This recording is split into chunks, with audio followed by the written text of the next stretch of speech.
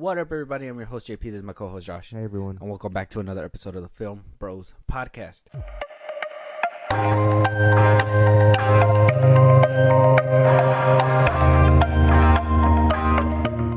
What's going on, everybody? I'm here with my co-host.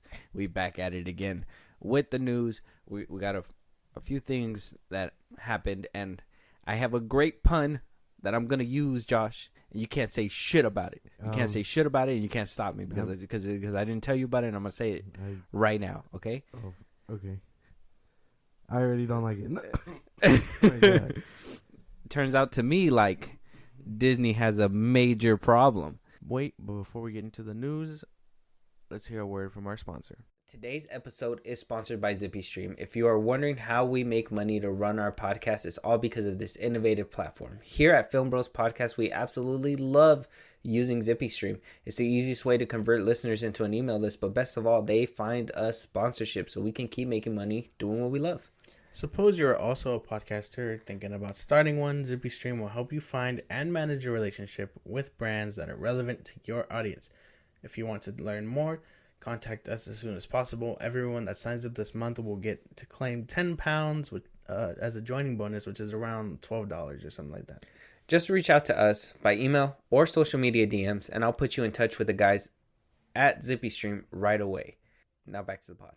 As Jonathan Majors, they have a huge Majors problem. So last week we were talking about, on one of our last episodes, we were talking about how Jonathan Majors was basically dropped from his PR team and his basically his entourage. Entertainment 360 dropped him. His PR team dropped him. Now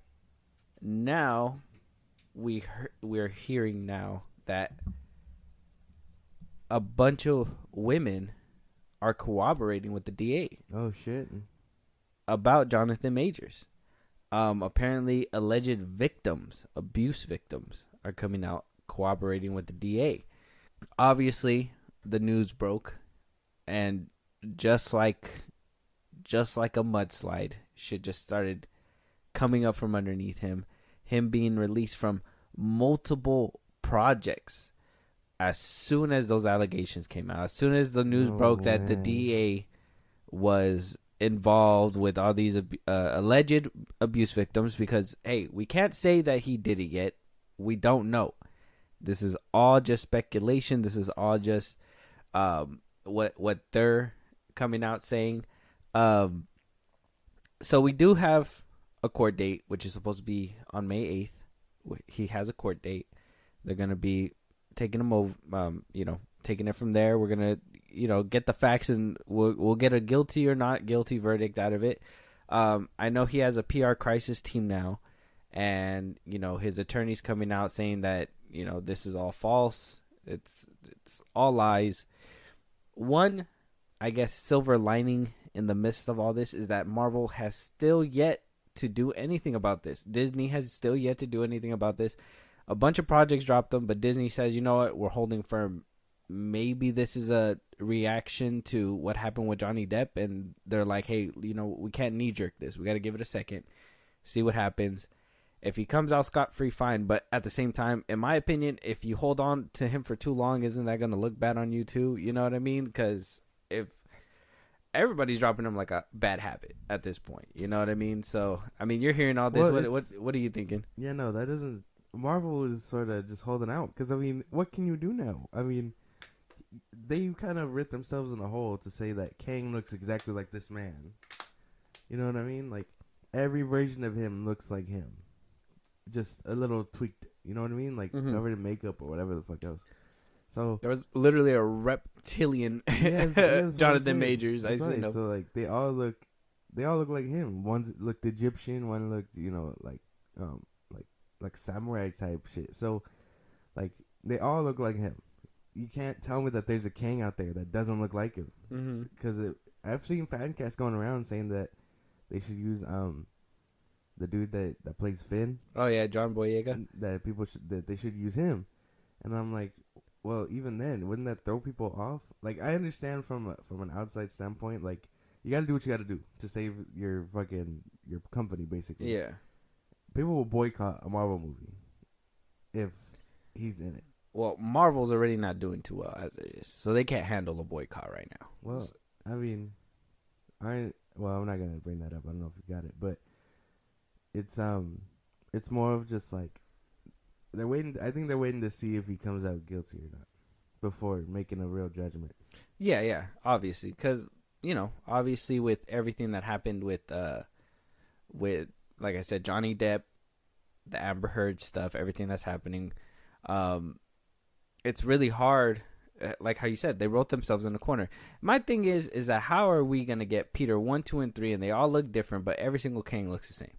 That's the thing people were talking about because That's just ridiculous. Well, that's why because Kang looks the same, Strange looks the same in every universe, and then you had 3 different Spider-Men that look different. So I mean, the multiverse is a tricky thing. They kind of wrote themselves in a corner and proved that that's not the case that they need to go. That's not the way that they need to go, but yet they did. So they wouldn't have. They probably could have kept it safe if they were like, oh yeah, there's some that look like us, and then there's some that look like different, but they are still Kang. But no, once that arena scene in Quantumania came out, they wrote themselves in a corner. Yeah, every version looks like Jonathan Majors. Yeah, exactly. So real pickle that they're in, and maybe this is why they're holding on for so long. Not necessarily. I'm sure, and we're gonna bring it up right now, but like, I'm sure if Disney had the option to have taken them out a long time ago, they would have. But they got Loki down the pipeline already, shot, filmed, ready to go. That there's too much Majors in there. Yeah. I told you the last time they could pull a Army of the Dead and completely just CGI him out and put a different character in there like Zack Snyder did, but that's gonna cost a bunch of money. That costs so much money. That's gonna cost so much money, and you would think Disney would be like, "Fuck it, just do it," kind of thing, because Netflix did it, and Netflix don't got that kind of cheese like Disney got cheese. You know what I mean? Netflix got what is it, the Swiss, and Disney got that provolone. I think the difference is that the role, she wasn't like, if you look at the movie, she's in it, but she's not in it significantly like she's not in every single scene. Dave Bautista is and all that. Yeah. So it's easier to cut someone out who's not there all the time and then place, but Jonathan Majors is gonna be a big role in Loki.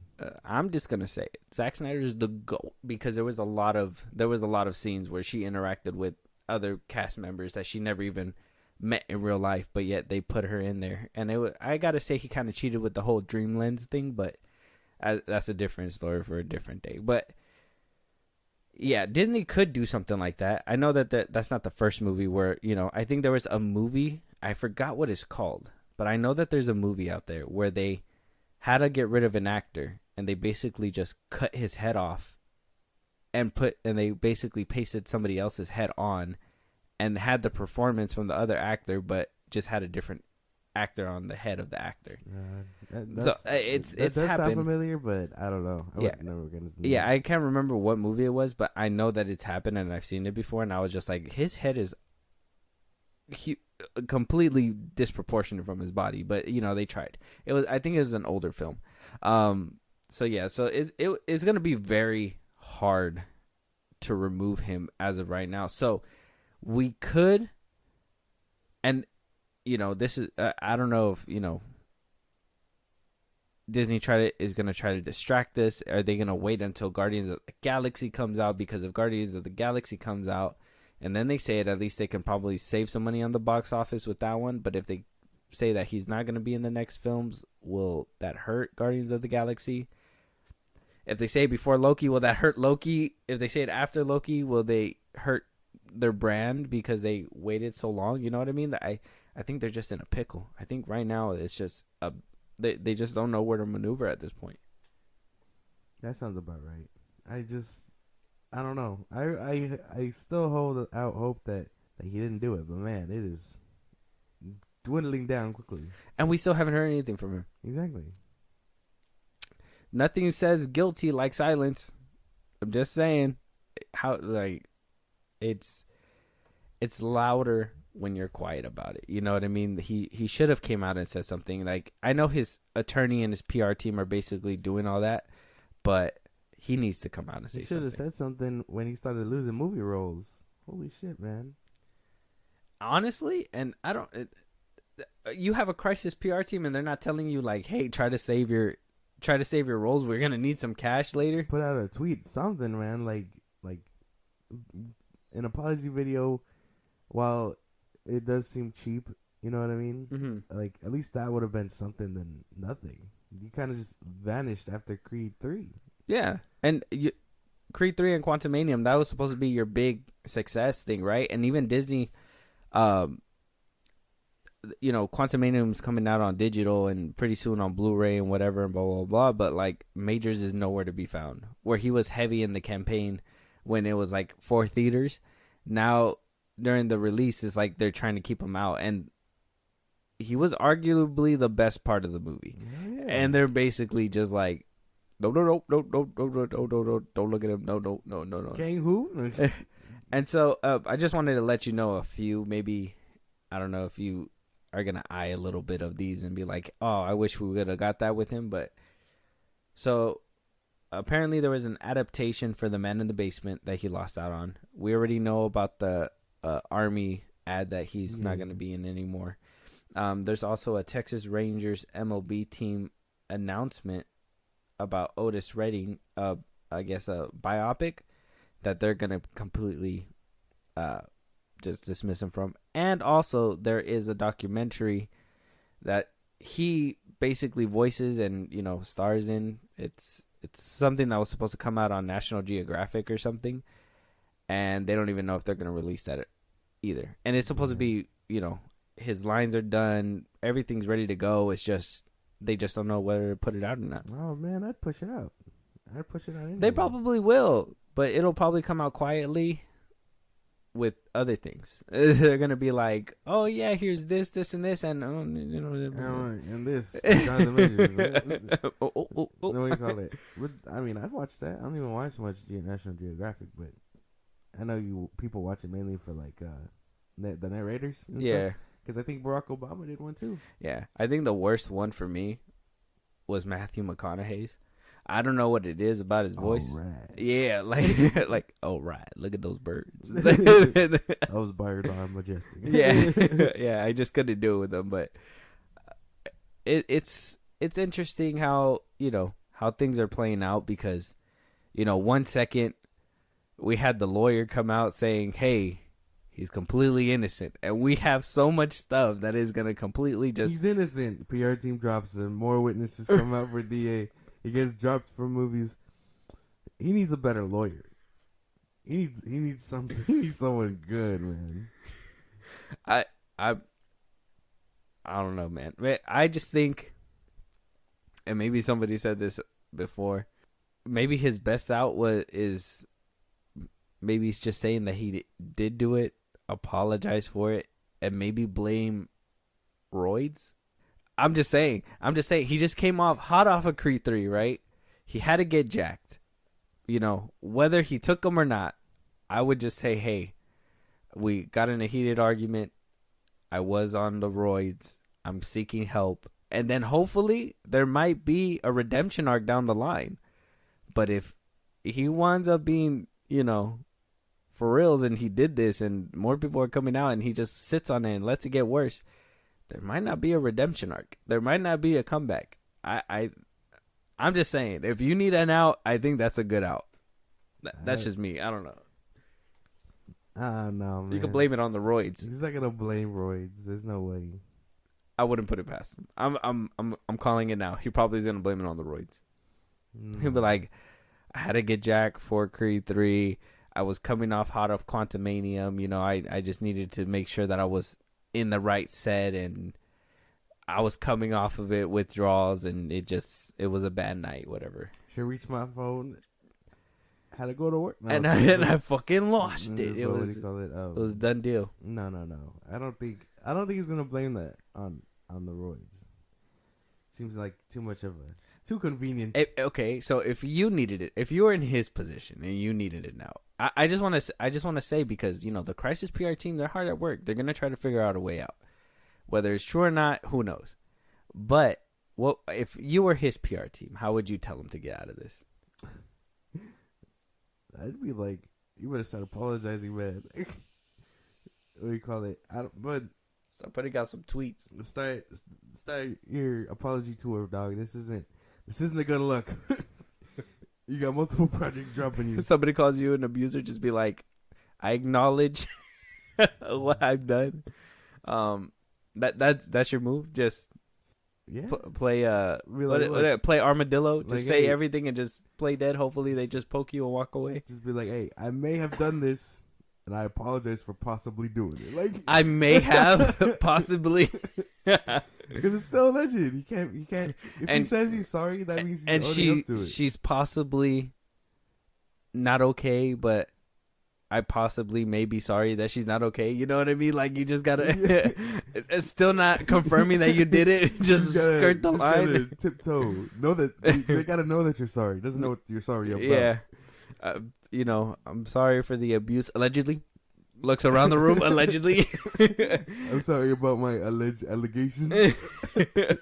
I don't know if that would work, but we'll have to wait and see how they're gonna handle this. Look, like I said, at least they gave him a chance. I told you, it's been a month, right? It's been like a good over a month. He's getting a court date on May 8th. So they gave him a chance, in my opinion. They gave him the benefit of the doubt, because I told you, even his PR team didn't drop him until a month later. They could have dropped him sooner, but they probably gave him the benefit of the doubt and waited to announce it for a whole month. Yeah. You know what I mean? So there might be benefit of the doubt there on their part, and they're probably like, look, we want to work with you, but you're just too hot right now, and we all have to pull back. You know what I mean? Yeah. Marvel's kind of in a different spot because they have things down the line with him, and he's basically set up as his big bad. You know what I mean? And they could recast him. They could pull a Rhodey and just be like, look, I'm here now, it's me, deal with it, and just walk away. You know what I mean? They could do something like that. It's happened before. Nobody's made a big deal about it. But I'm sure as well, like I said, that whole Johnny Depp thing, they're probably just waiting to see what happens as well. It's going to be a real rocky road for Jonathan Majors. Like I said, he probably has a redemption arc, but he needs to start his I'm sorry like today. That would be hilarious. It's we'll have to wait. I think Marvel would come and help his ass. No. They're not, no. Because if they help him and he's bad, Marvel's gonna be in the same boat with him. Everybody's gonna be like, "Well, Marvel is defending an abuser." Like, no, and they're canceled with him. Well, by keeping him looking around, that kind of does that already. Yeah, they see him drowning. They see him drowning, but like, they've got the raft right here. They got it. They're just like, as soon as they say you're not guilty, we're throwing this to you. But if they say you're guilty, it's kind of like, what's that over there? Let's go that way. You know what I mean? Like, he's drowning. Hopefully they send him the raft. But as of right now, it just seems like everybody's scared to let him touch him. Like, I don't know. He's just poison. I think Disney has good lawyers. And I know we touched up on this. And I know that we touched up on this, and I kind of wanted to reiterate it just a little bit, but because I'm still seeing that there's a lot of comparisons to Ezra Miller. There's a lot of comparisons, especially to Ezra Miller right now. And we'll just use him as an example because he's kind of the hot ticket right now. And I'll tell you right now that it can be kind of considered the same way because, let's be honest, they both have movies that are, or not. He has a TV show, Ezra has a movie, maybe a little different spots. Ezra has a movie, he has his TV show that, they're basically a big chunk. They're in a big chunk of it, you know what I mean? There's no way they're going to be able to take him out.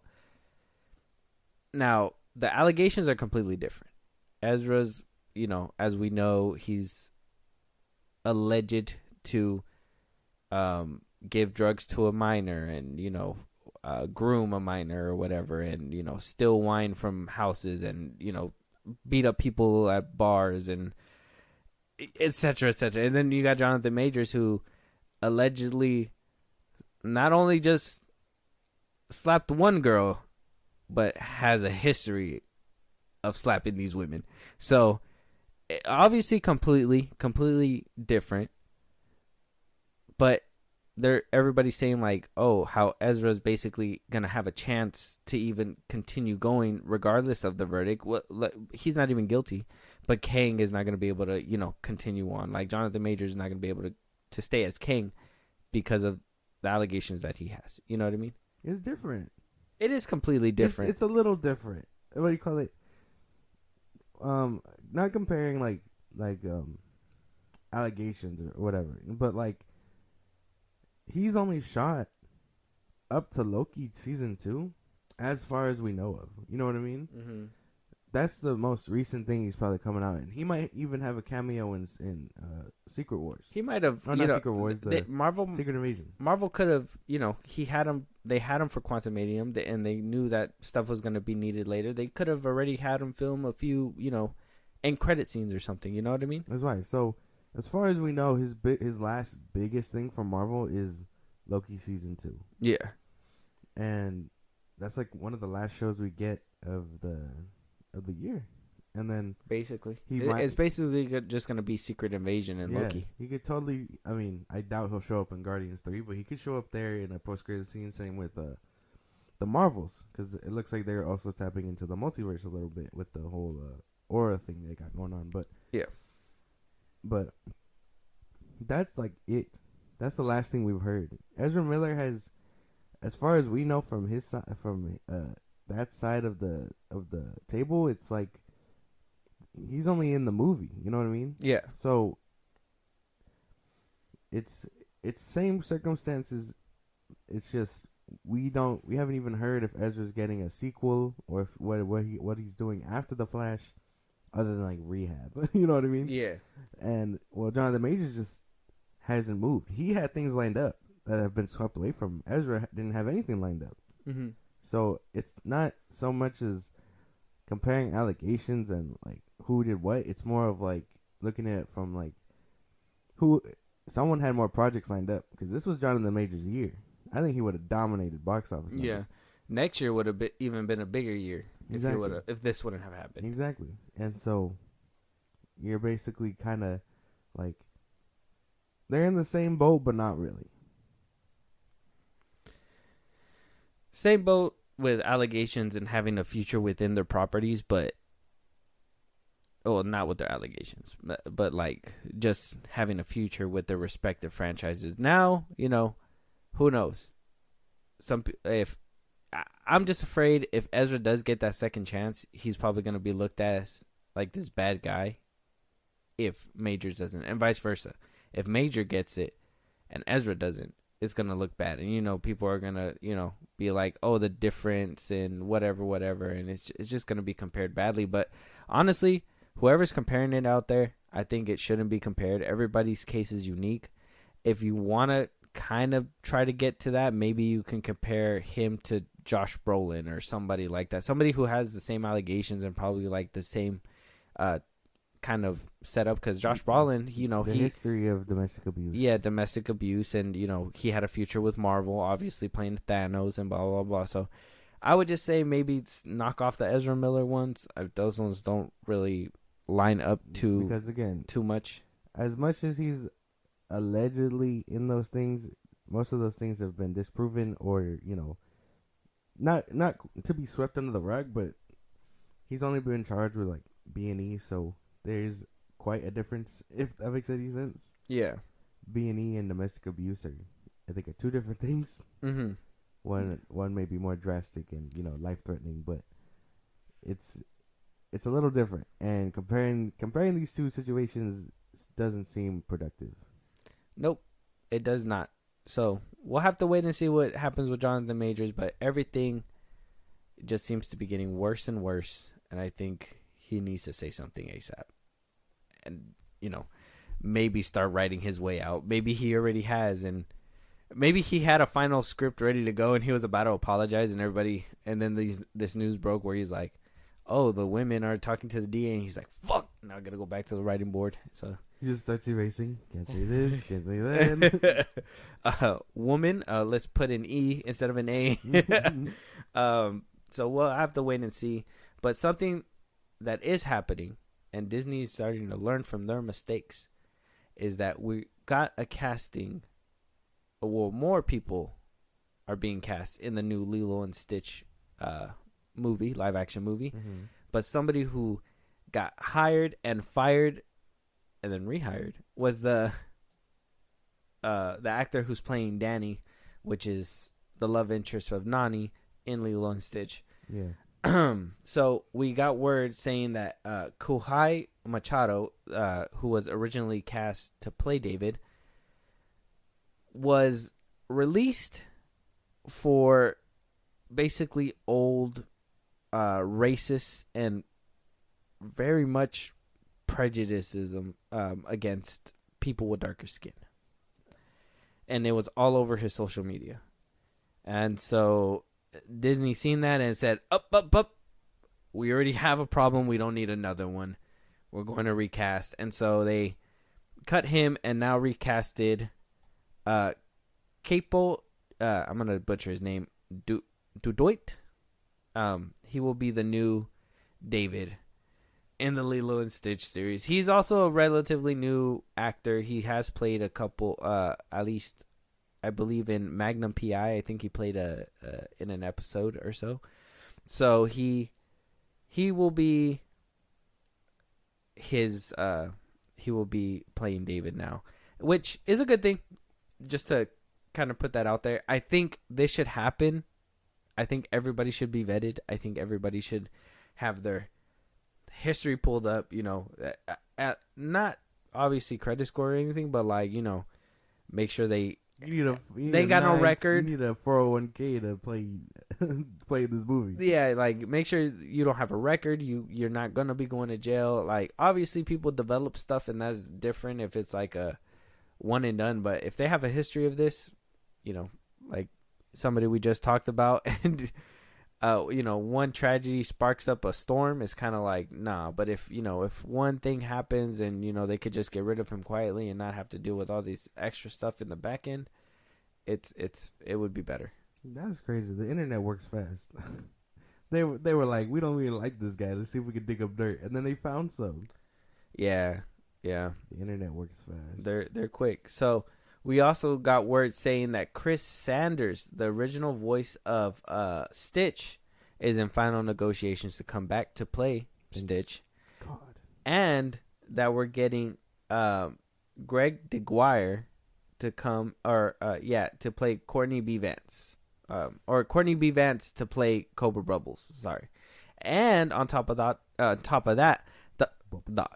yes. He's going to be playing Bubbles. And on top of that, we also got word that Zach Galifianakis, from The Hollywood Reporter, by the way, that Zach Galifianakis will not be playing Pleakley, but he will be playing Jumba, which makes way more sense. Thank God. It makes way more sense. I know that there was a word saying that he might have played Pleakley, but we're getting Billy McGusson to play Pleakley. Oh, man, thank God. Which makes more sense. I thought so. Okay. Which makes more sense. I was because I was been saying ever since Zach Galifianakis was announced, like that just sounds wrong. Yeah. So I think he would make a good Bubbles, though. I would have preferred, the dude that plays in Mission Impossible, but I think he's okay.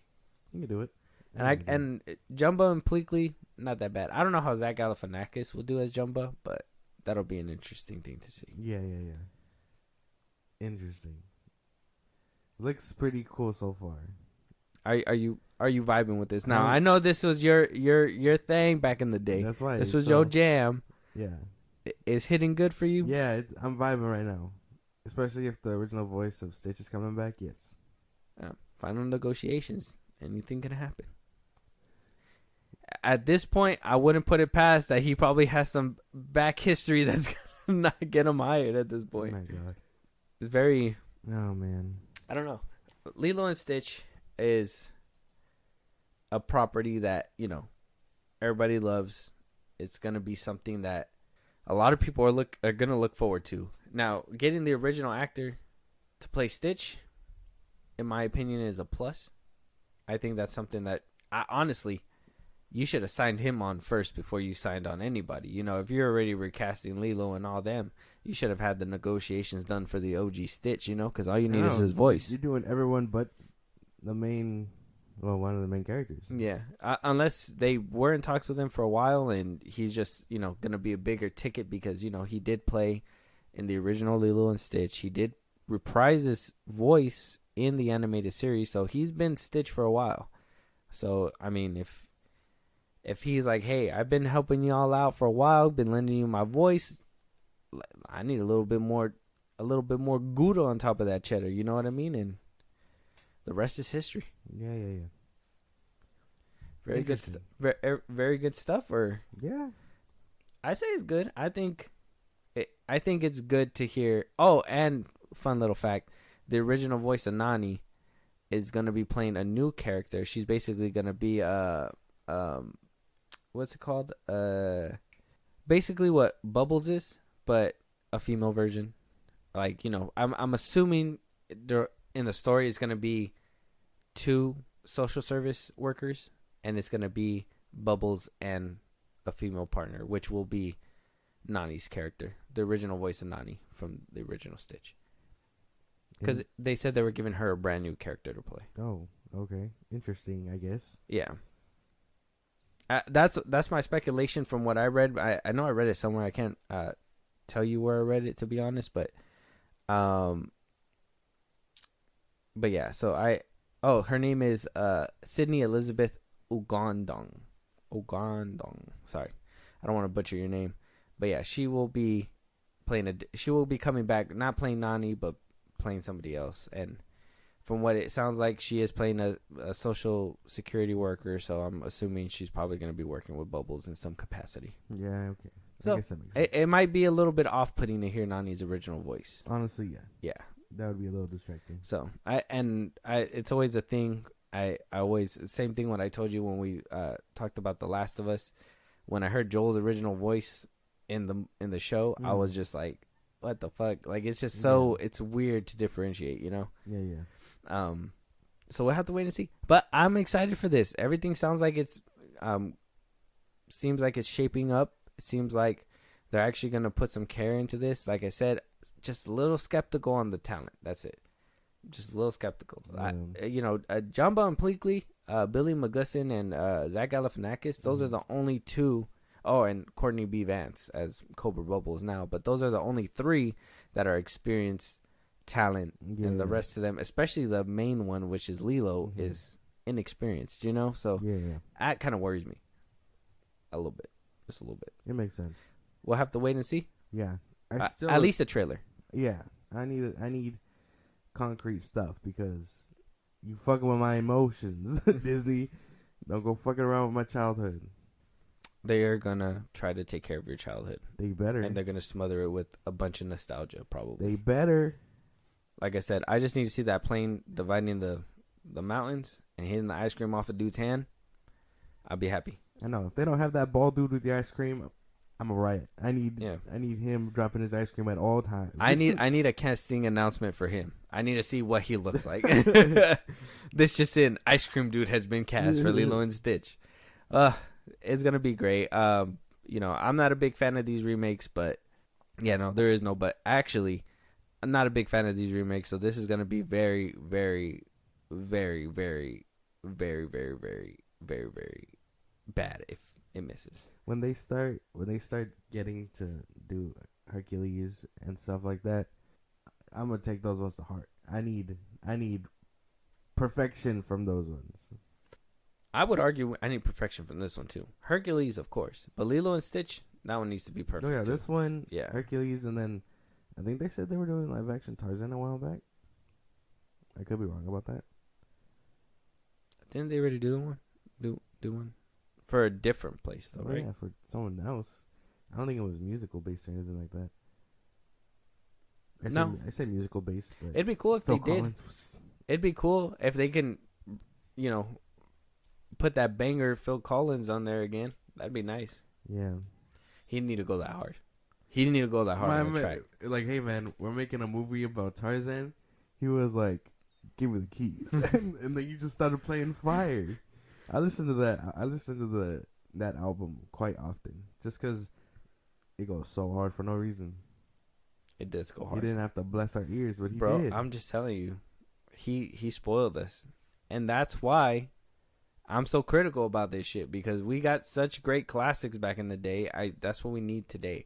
We need, if you're gonna make original songs for something. I know you were saying there was a movie that they're gonna be putting original songs and stuff in. The Little Mermaid. The Little Mermaid, right? Yeah. If they're gonna do that, they need to be iconic. They have to, if not, like, kind of like what I'm gonna sound like one of them. That's fine. Kind of like what Zack Snyder did with Man of Steel's theme. You know what I mean? With Superman's theme, he pretended that, you know, the original Superman theme, and everybody knows that one. Everybody knows that one. And he just completely revamped it and made something completely different. The drums, whatever, when he takes off in Man of Steel.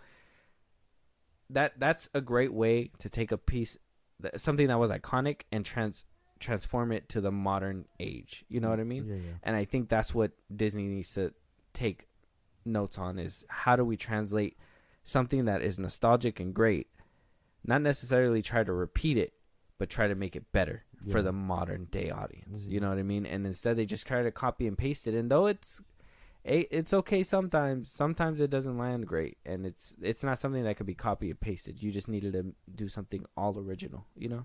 Yeah. I guess that makes sense. Yeah. We'll have to wait and see. But Lilo and Stitch sounds like it's coming out and coming together pretty good. And they also got to keep the Elvis stuff in there. Elvis aspect, yeah. Stitch loved Elvis. Exactly. We'll have to wait and see. But moving on, though, we also got word that we're getting this action flick between Angelina Jolie and Halle Berry called Maude versus Maude, I think. I don't know. Maude. Maudev Maude. They will also be producing this movie and what is supposed to be described as Bond versus Bourne. We don't have much about this movie, but it was a bidding war for this movie, and who was gonna basically helm it. I guess it was in public domain, like anybody. It was up for grabs. I guess this usually happens in the entertainment industry. If they pitch it and, you know, they say, yeah, we're gonna run with it, but then they're like, oh, probably not. We'll send it out to different studios. Different studios can bid on it to see if they want to produce it and put it on their lot or whatever. Yeah. And I guess it wound up getting picked up. And it got picked up by none other than Warner Bros. They're just like, well, we'll take anything. Oh, hey, my nose. Zazzy was like, Halle Berry and Angelina Jolie, sign me up. Oh, man. That's funny. I mean, we already know they could do action. We saw Halle Berry in John Wick 3, so she did very well in that one. Yeah. Angelina Jolie, we seen her in Eternals. We haven't really seen her in an action movie for so long, but in the beginning, in the early 2000s, she was fucking killing it. She had and Mrs. Smith, right? Mr. and Mrs. Smith. She had Tomb Raider. So what she other can one? do it. She could do it. She has a chop. She's older now. But they still, movie magic happens, and they could still get it done. I thought she did good in Eternals. Yeah, no, I need them going ham. Yeah, I would want to see, like, if they're describing it as Bond versus Bourne, I would want to see a bunch of hand to hand.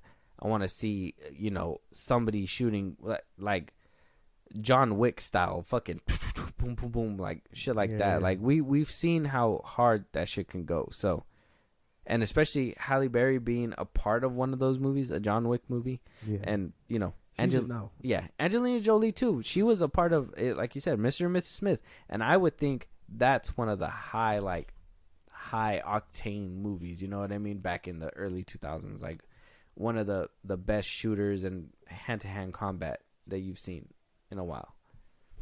For sure. So, I mean, I don't know. Are you excited about this movie? Yeah. Do you see the vision? I see it. Indeed. Very nice. Does it worry you that Warner Brothers is going to be making this one? No, it makes me laugh. It makes me laugh because other studios were like, I don't know if I want it. And WB was like, I'll take it. Like, Me. give it over here. I wonder how much they paid for it, though. That's what I need to know. If it was in a bidding war, I mean, Angelina Jolie and Halle Berry can sell, so they know. They know what's up. They know what they're doing. I'm there for it. I mean, Halle Berry was in some hot water as of recently. Just a little bit. Just a little bit. I don't know if you seen, but she had posted, I think, on Twitter, a very, very, very, how do I put it? Like, she basically took a picture of herself on her balcony, drinking some wine, like nude. I think I've seen this picture. Yeah.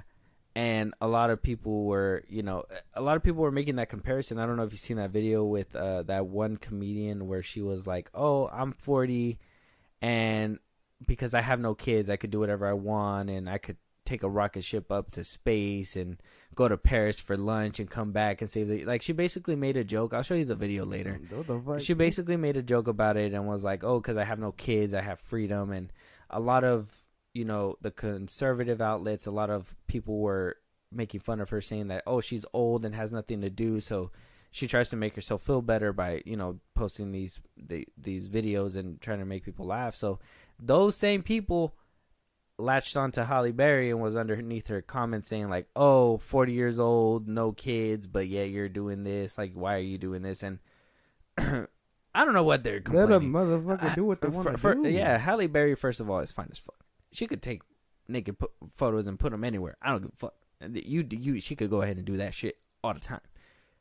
My thing is why are we shaming her for her lifestyle choice? You know what I mean? Like, if you guys don't agree with her and think, hey, you know what, she should have had children or whatever, maybe y'all should have children. That's my thing. She's an actress who's making movies like this. She doesn't have time for shit like that. Exactly. What the fuck? Like, there's no... You can't get mad at her for being free, if that makes any sense. Yeah. Like, she's trying to just do her, and this is kind of why people say that, like, celebrities shouldn't be on social media. You know what I mean? I know they say it's a way for them to connect with fans and stuff, but sorry, I'm like dying over here. I don't know what it is, but damn, what was I saying?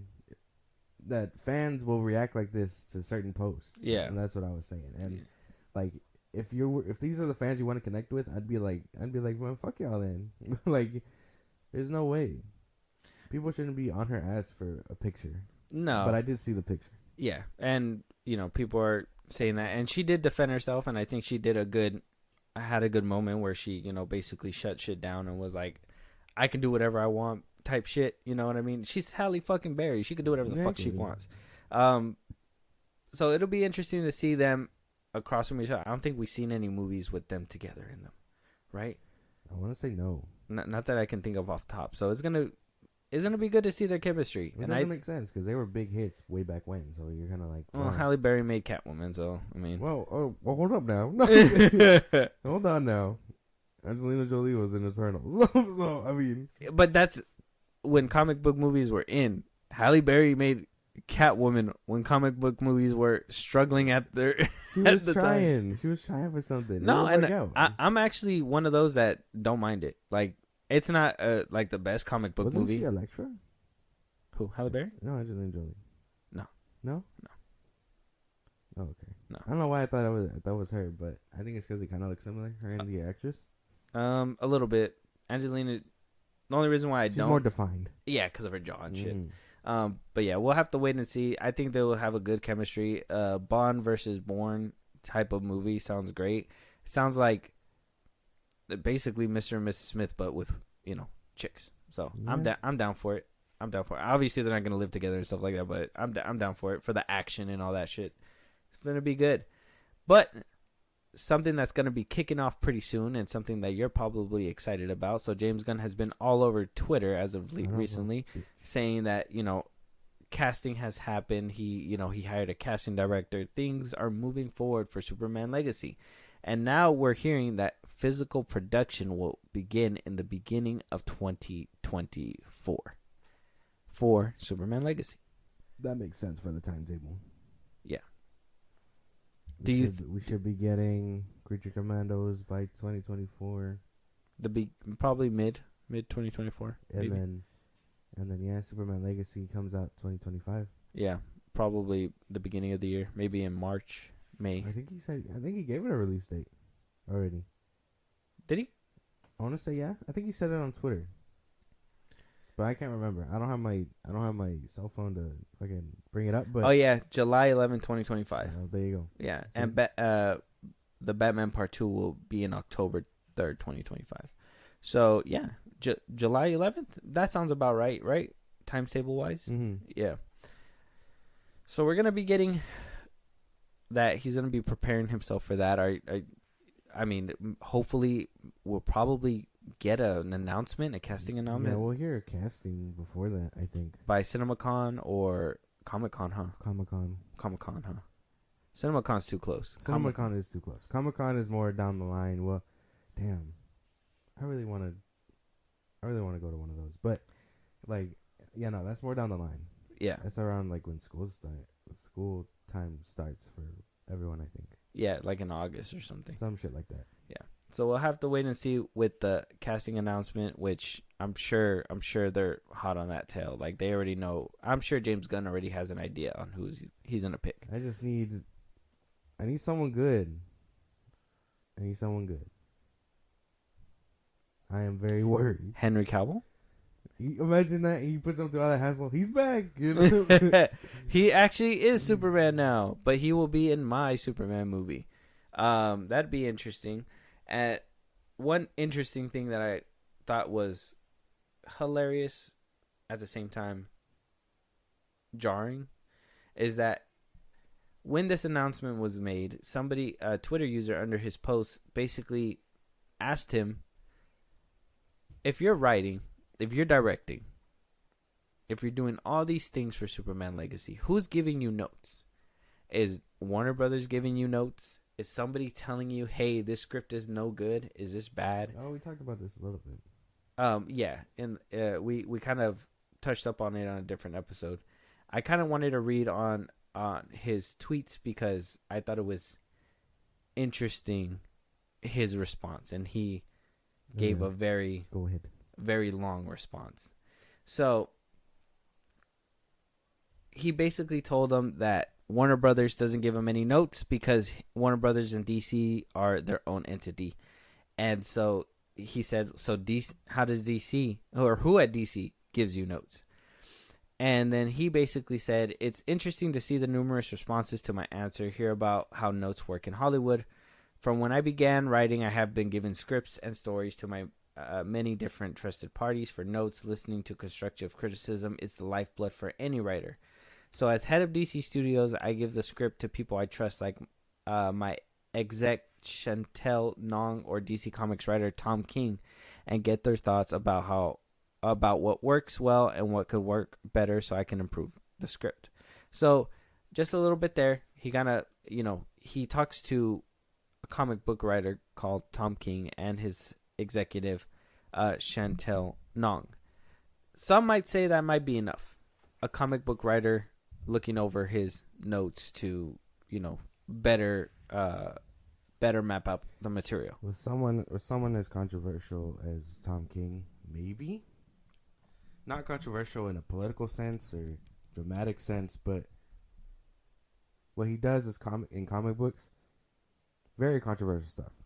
like it's divided fans multiple times. Multiple times. Better or worse than Jeff Johns? Probably better. A little. If you're comparing him to Jeff Johns, then I know he's a little better. I know he's the shitbag of DC right now. So. Oh yeah. It's a little better, and it's very interesting that he is keeping Tom King around, and that is kind of a plus. That does do something for me because at least now he's not kind of just winging it. You know what I mean? Mm-hmm. So very interesting, but I think people were looking for an official answer because you remember when James Cameron was talking about who he gives his notes to, and then the producers came back and were like, "This is really good. Change this." And then he was like, "Oh, for Avatar 4 or whatever, he got no notes back or whatever." Mm.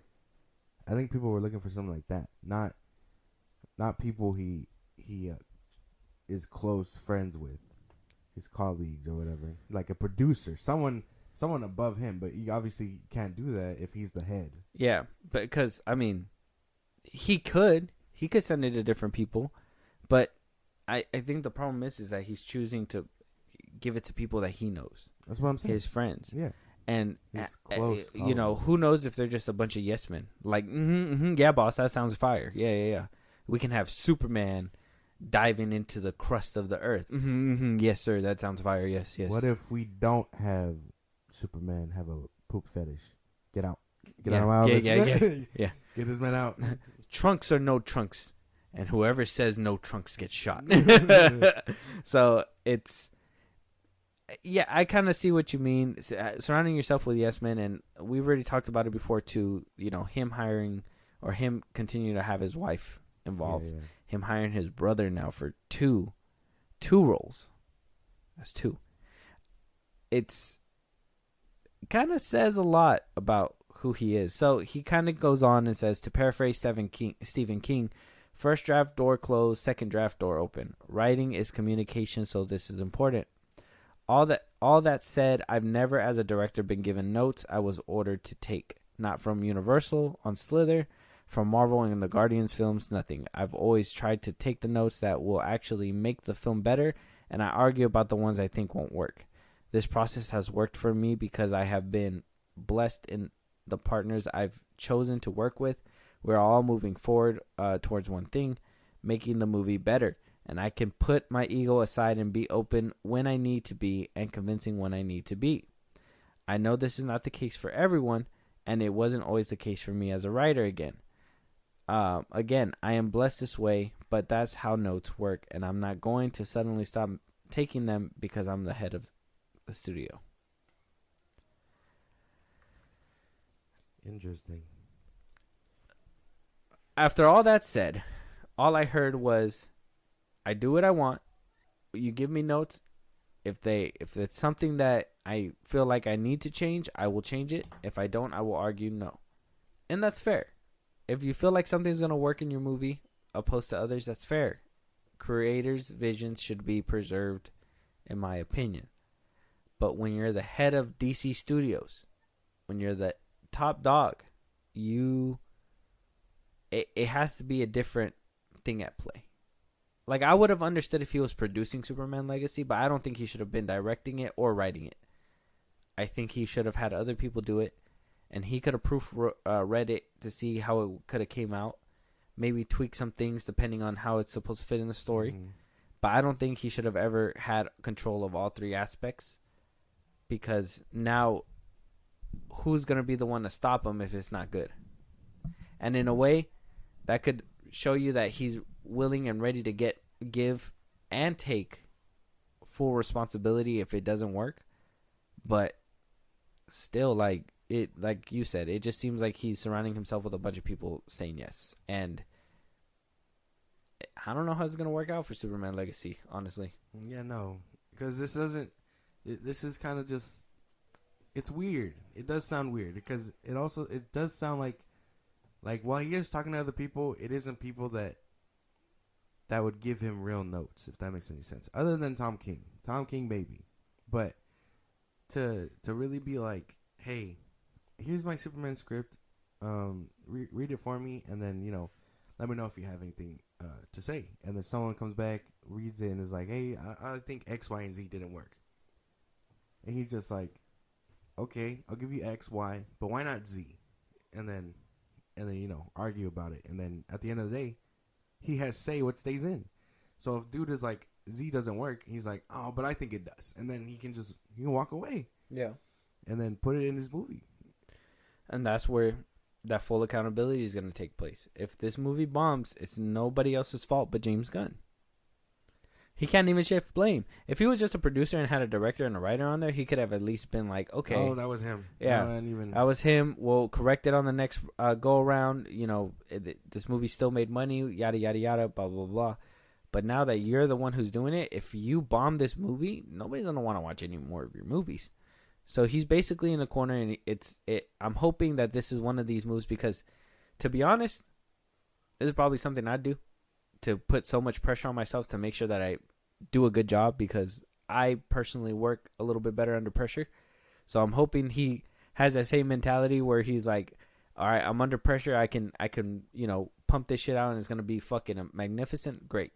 I just hope he can handle the pressure. I hope that he does not crack under this pressure. Sounds like he's not cracking at all anytime soon, but eventually this will lead the way into the cracking, if that makes any sense. Because we have a few we have Creature Commandos coming out way before Superman Legacy. And then that's supposed to be, I'm assuming either late 2024 or early 2025 because the movie comes out July, right? Creature Commandos? Creature Commandos. If they're already in production right now, I'm assuming we'll probably see it mid 2024. Yeah, like summertime. Somewhere around there, because it has to come out before Superman Legacy. Mm-hmm. That show is animated. You know what you can expect from a James Gunn animation project. It'll probably end up being like Harley Quinn, the show. It's different. That gets a pass. You know, animation, haha, like poop joke, fart joke, whatever else. A Superman movie is delicate, and this doesn't give me any good. What's the word I'm looking for? Vibes, feelings. Good vibe. I guess vibes is the perfect word. I think we'll see. I think what's really gonna show me if he can do a serious take on certain shit is with Waller, because I don't think Waller can be a character where you can make funny and just have funny shit happening around. Man, you're gonna have to have her be serious. I already don't like what he did with Waller. So, I mean, I know you're not in the same boat, but I've lost faith in half the characters he's using. Well, I didn't like what they did with Waller because of how she was easily able to be incapacitated and just walked all over and shit like that. And then, hey, your guys aren't dead. You're getting your own spinoff. Like, come on home, bro. That doesn't make any sense. What do you mean you guys aren't dead? You get your own spinoff. She should have shot them. They should have been fired, dead, gone after hitting her in the fucking head. Yeah, because I think he also confirmed that Ichamos is gonna be in Waller, and my thing is that he was a part of that, and why would you allow him to be around? You know what I mean? Like, exactly. She should have been done. They should have all been done, but no, they get their own spinoff and stuff. The Waller I know, the one that kind of shot up a whole room to preserve silence and secrecy, let people hit her in the fucking head and walk. So, I mean, this isn't painting a good picture. I don't know if you're understanding the picture I'm painting, but no, I get you. It's not working out too well. And that's what I'm saying. Waller in that one was obviously a bit of a different character. She was portrayed a little bit better, in my opinion, in Peacemaker. She was that sit back and also in Black Adam, she was still kind of, menacing in that little clip that she did at the very end. Even in the beginning too, when she was talking to Hawkman too. So there's still little remnants of her. I think that they just gotta double down and hopefully help her get back that status that she was in the original Suicide Squad. Only one can hope. We'll have to wait and see when it comes to Superman Legacy. That's going to be an interesting view whenever we get a trailer on that one. And whenever we start getting a little tidbit, I just need to know who they're going to be casting as Superman, because we got rid of Henry Cavill for this man. So I need to know who the fuck is taking this position. Right? Basically, yeah. But one thing that isn't going to right over there at WBD is Aquaman 2. So apparently, reports say that David Zaslav, himself is very upset with Aquaman and the Lost Kingdom. That he is reportedly more upset of Amber Heard's role within the movie and wants more reshoots done. And for that, the reason why Aquaman and the Lost Kingdom had got pushed back all the way to Christmas of 2023 is because of the reshoots that are going to be happening. Now, it was weird because he pushed it all the way to Christmas, but then it also got to jump forward now. And it's going to be, maybe they were like, oh, well, the reshoots aren't going to take that long. And got bumped up to December 20th, 2023. So, pushed it back, but also moved it forward. It seems like they don't know what they're doing with this movie. It seems like this movie has been botched to all hell. Okay. And same thing with the Flash movie.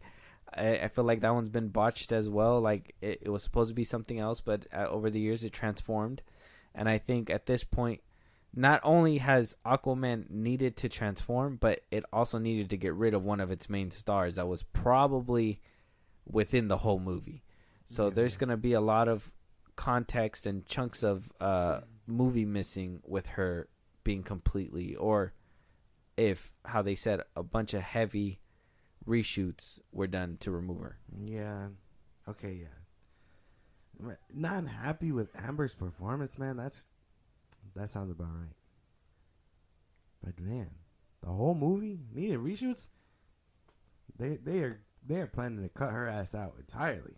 10 minutes my ass. Like, yeah, he's just like, get her out of there. Get her out of there now. If there was one movie I would have said scrap for tax purposes, it probably would have been this one. No, not if. There's no way in hell that Jason Momoa's Aquaman is getting a second part before Henry Cavill's Superman. It's some bullshit. This is the movie I would have canceled. This is the one I would have got for tax write-offs because of Amber Heard. I'd have been like, look, Momoa, my bad, but you're going to be Lobo. Tax write-off this bitch. Tax write-off. That's crazy. But yeah, I mean, I guess that makes sense. It's not a very good look for Aquaman 2.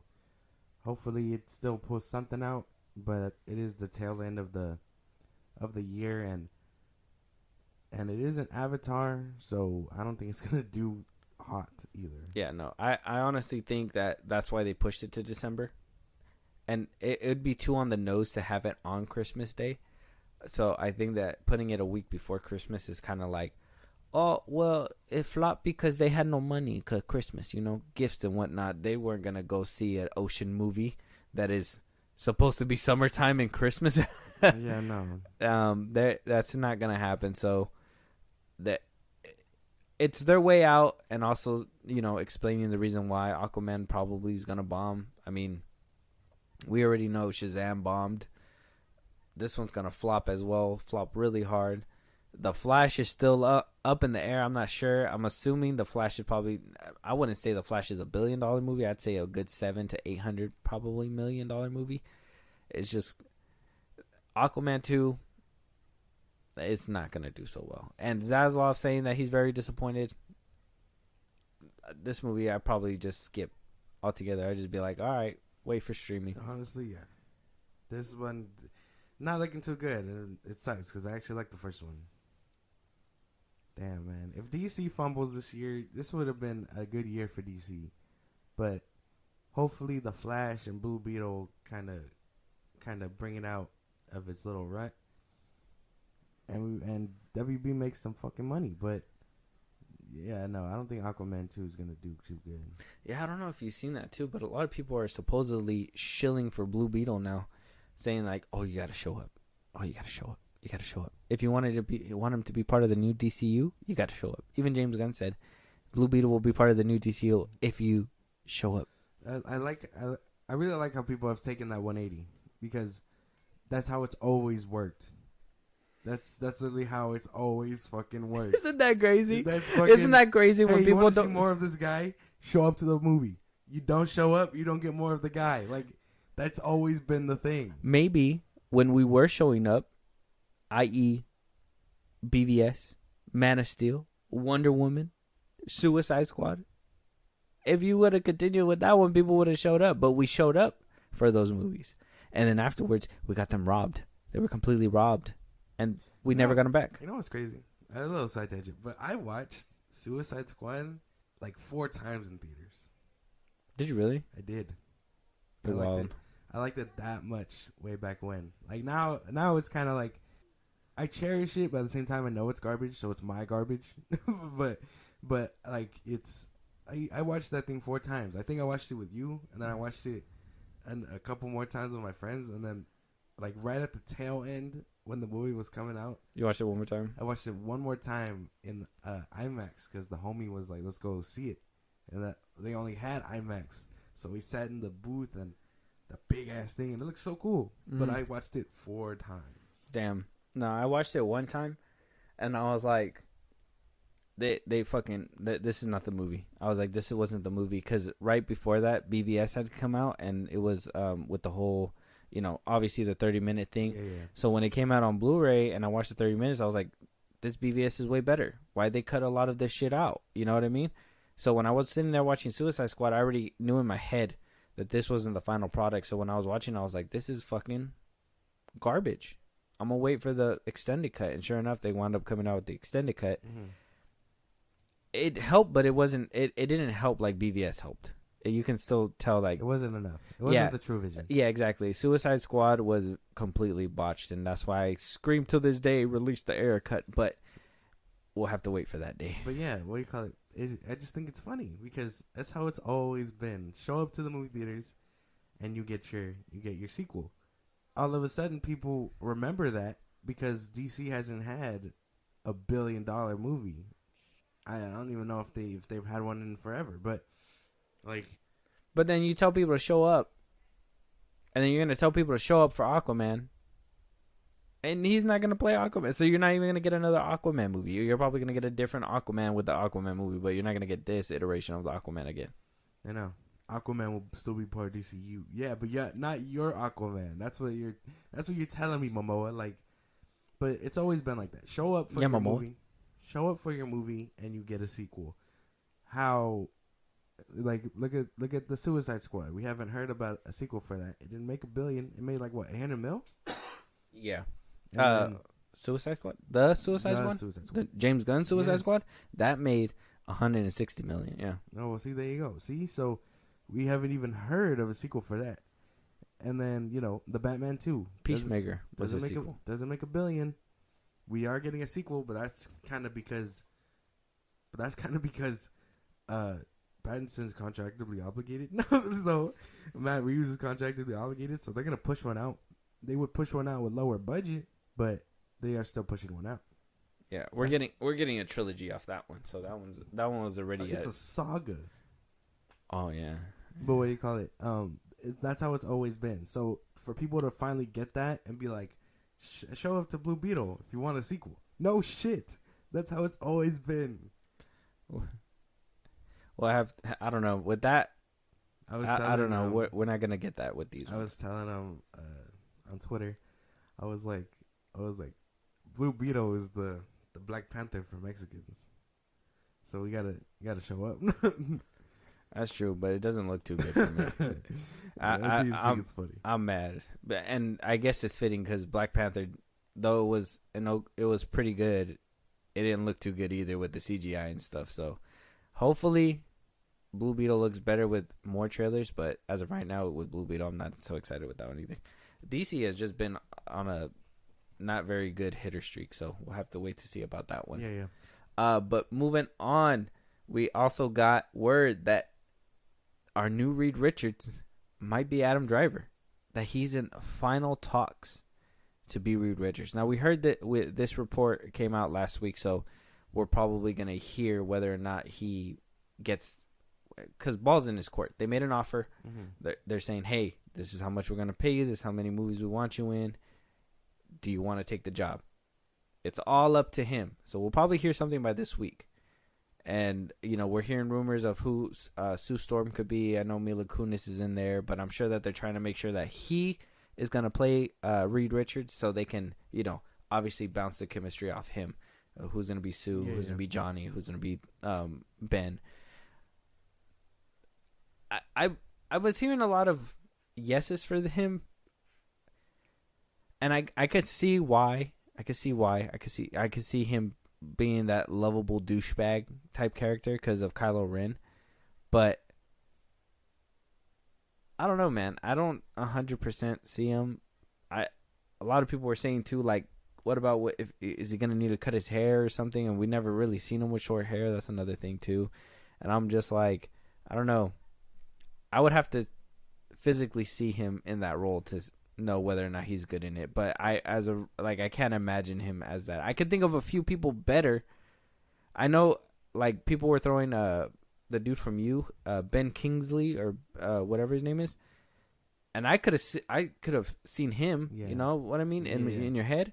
But Adam Driver, I can't do that. I can't do that. Yeah, I don't know. I mean, interesting decision, Marvel.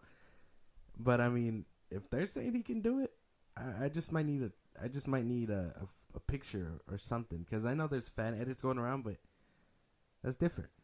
Those aren't official. I think fan edits do a good job. I think some of them do a good job of portraying what they could look like. I just think with him, it's just, I don't know. He has a distinct look that is just going to be so hard to, you know. I've never seen him in like a scientist role, if that makes sense. I don't think he's ever played that. Maybe in 65, but who watched that movie? That was stuff. But yeah, no. I mean, I can see it. I think I can see it. I just need a little bit more help envisioning it. Okay.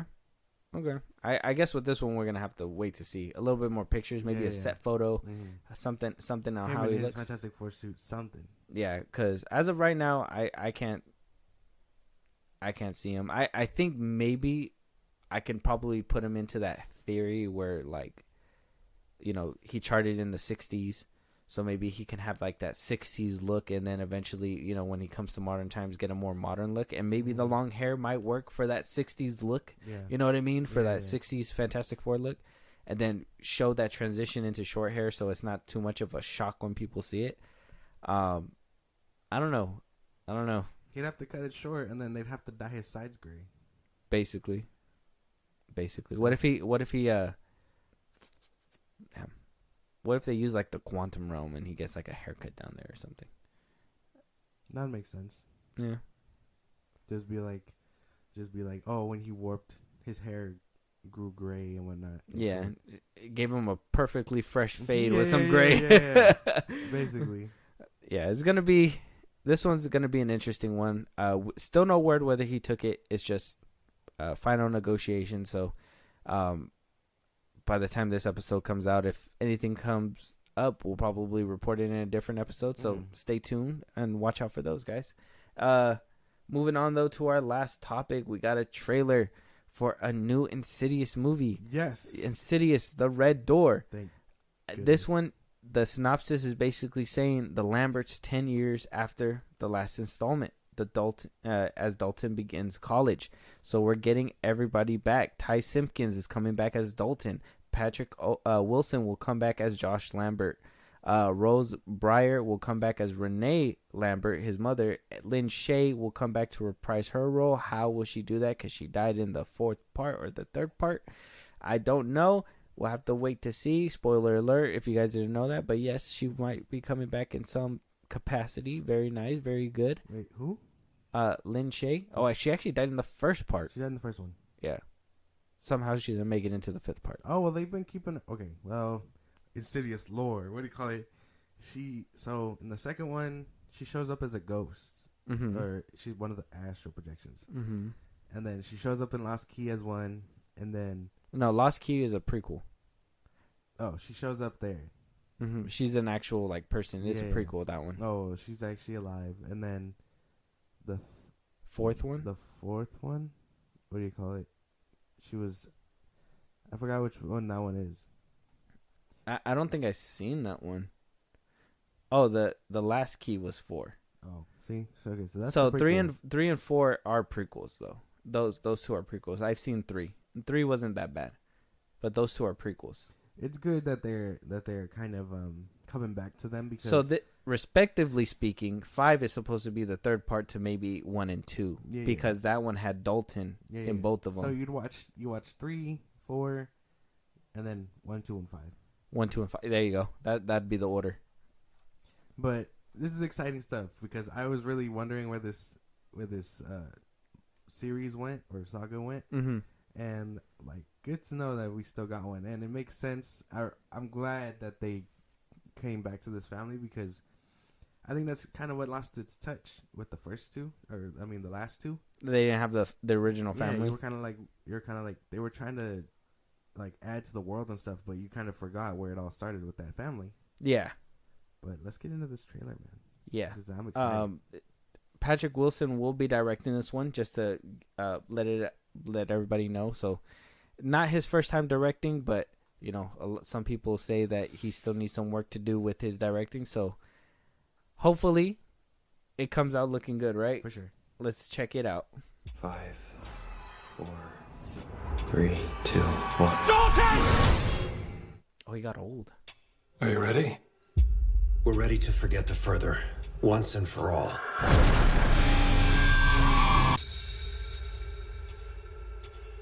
My brain just been foggy past few years. All I ever wanted was to be a good dad. Dalton. Mom. Renee.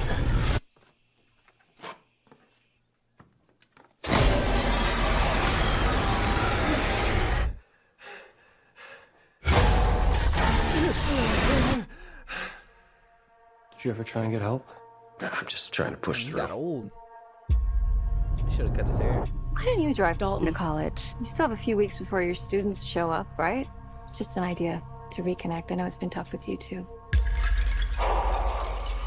The balance of light and dark is what we're after.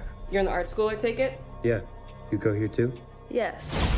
Draw an experience that defines you. When I was 10, I was in a coma. But I don't even remember being sick.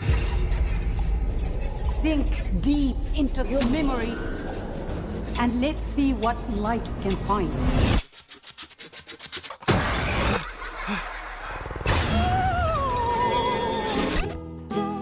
I'm seeing crazy stuff.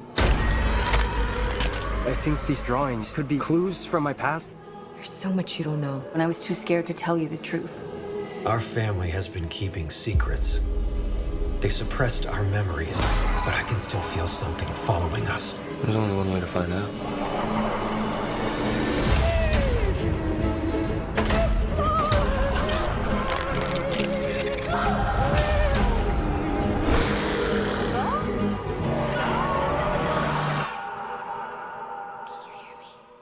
I feel like I'm getting closer to something, or something's getting closer to me.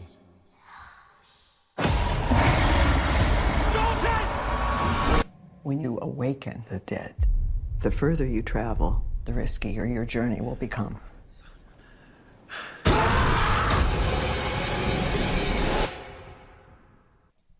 Okay. Interesting.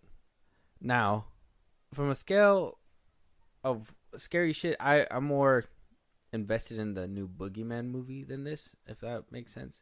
This one looks good. I want to see it to finish off that trilogy. I don't know what it is, but it kind of hits me as like a film student movie, if that makes sense. Like, I was watching it, I was just like, oh, okay. I feel like I couldn't figure it out already. It looks like the mom and the dad were having like some troubles. They're probably split. He's, what do you call it? He's trying to, he probably split because the dad can't forget about what happened. And then it starts leaking into the son, and that they're going to be, you know what I mean? That's when the story's really going to kick off, in my opinion, and all the crazy shit's going to happen. That's what it looks like to me. I don't know. I don't know if you've seen something else or No, I mean, it does look like they gave away a lot of the scary stuff. Yeah. But even then, it kind of looked, I don't know, maybe because we're watching it with like daylight or something, but I was kind of watching it, I was just like, a lot of smoke, a lot of fog, a lot of black background. It didn't seem like it was more, like, oh, blah. I was expecting more little jump scares, but it was just more like creepy images. You know what I mean? In dark rooms. I guess that makes sense. Sounds about right. Yeah. Yeah. What'd you think about it though? I mean, it looks pretty good. I am definitely still excited for it.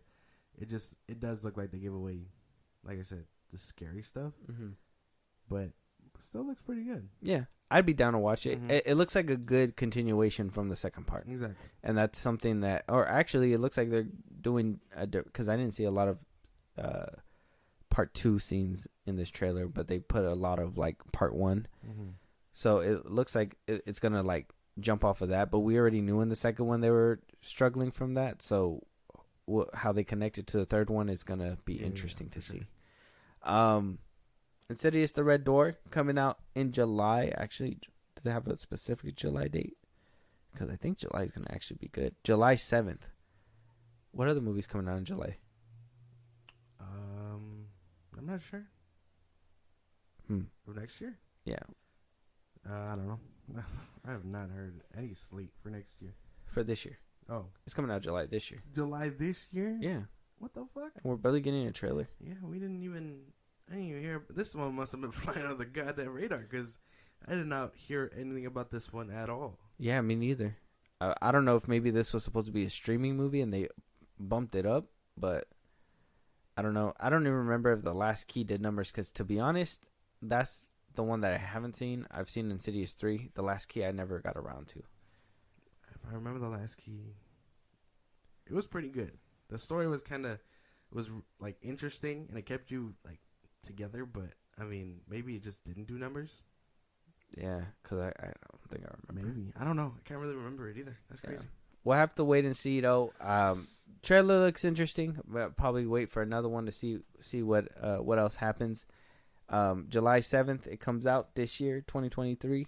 But yeah, with that being said, if there's anything that we should have spoken about but we didn't talk about on this episode, any movies you want us to review, anything you guys want us to react to or talk about, Josh, let them know where they can let us know. At Film Bros Podcast on Twitter, TikTok, and Instagram, we post when new episodes are up. You can hit us up for any movies or news you want us to cover.